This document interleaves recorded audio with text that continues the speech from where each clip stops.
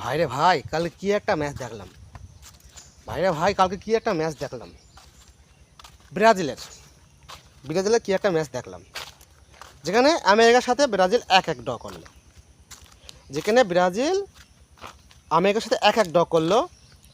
সেখানে তারা চায় যে তারা কোপা আমেরিকা কাপটা ঘরে তুলে নেবে, বা তারা জিতে কোপা আমেরিকা কাপটা তারা নিয়ে যাবে, এটা মনে করে তারা। কিন্তু ভাই এখানে একটা কথা আপনাকে বলি,